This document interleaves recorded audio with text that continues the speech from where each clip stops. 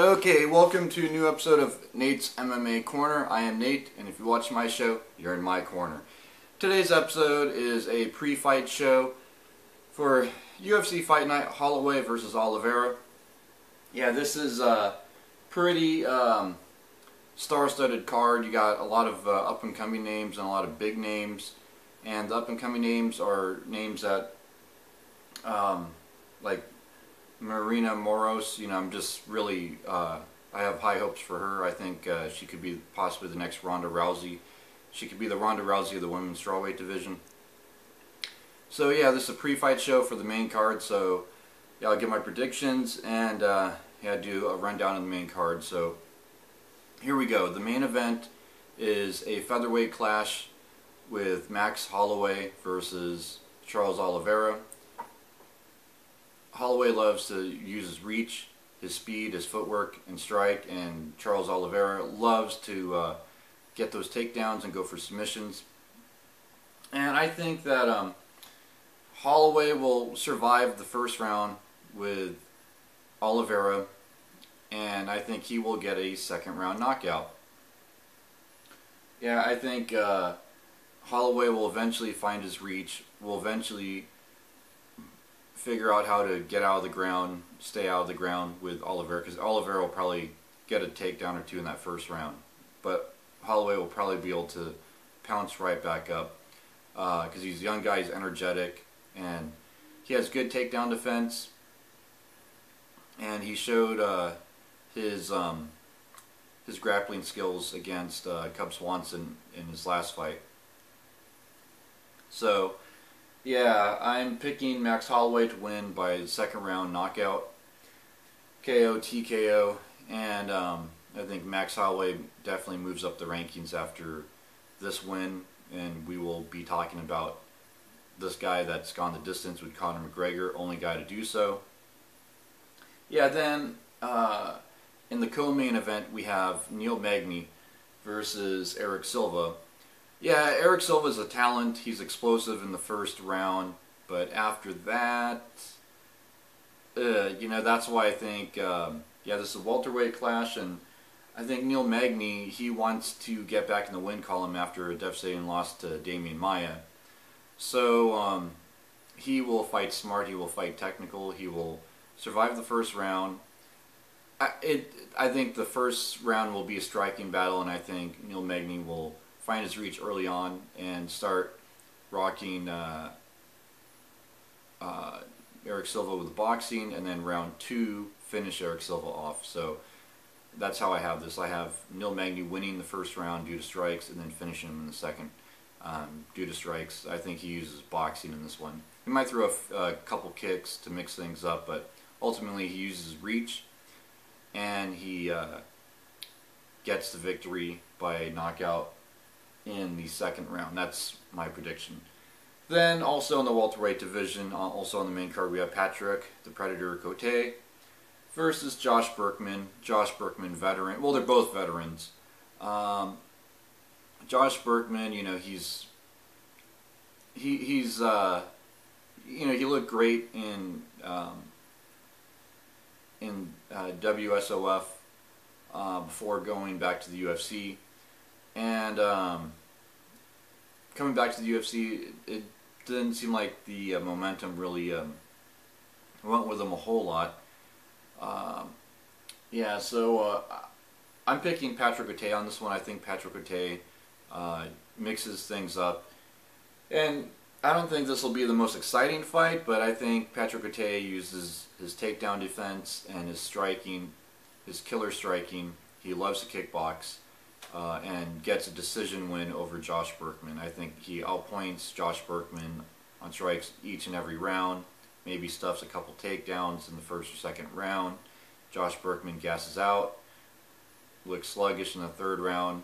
Maybe Cote gets a finish in the third round, but I'm leaning towards a decision win, 30-27 for Patrick Cote.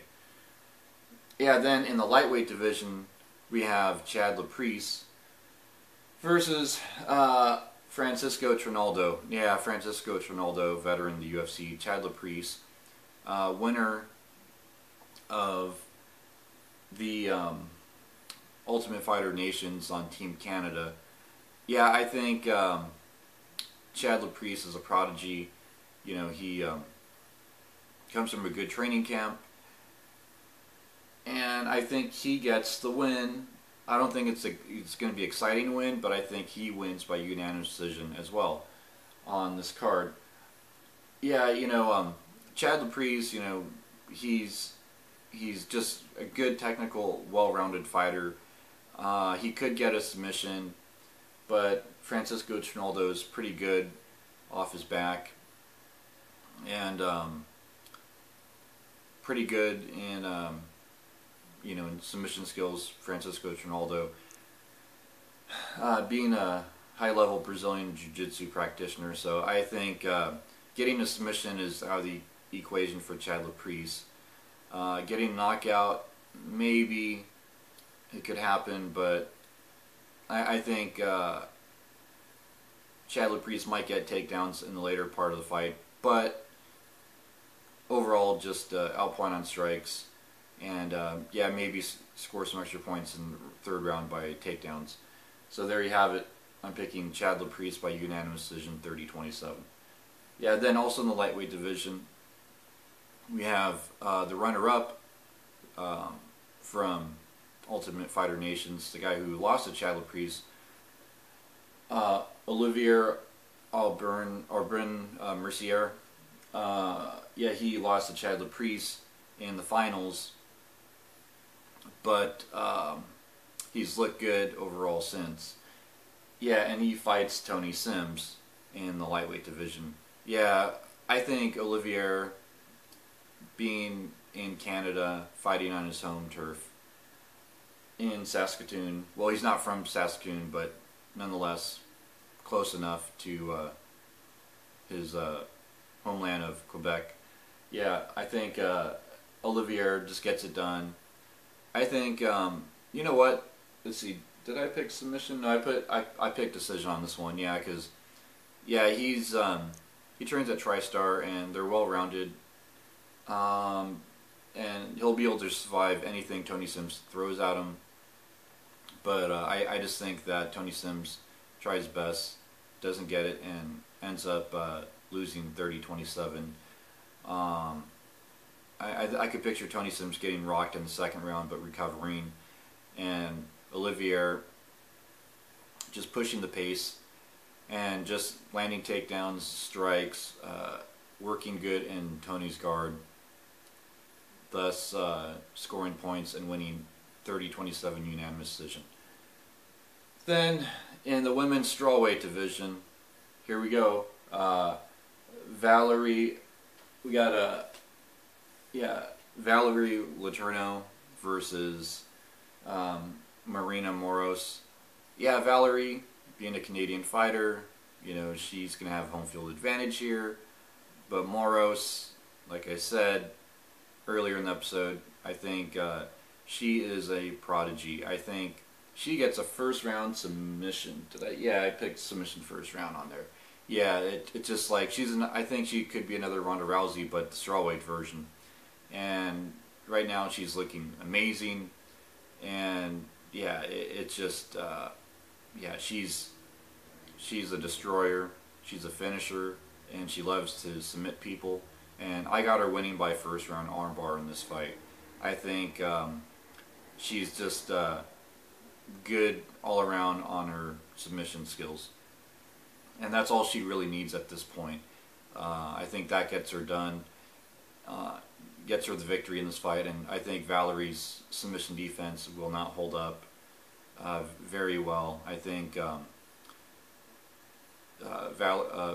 Moros gets a takedown and transitions to a submission pretty darn quick and gets a quick finish, and then I think she will be calling out Joanna Jędrzejczyk after the fight, and then they may or may not give her the title fight.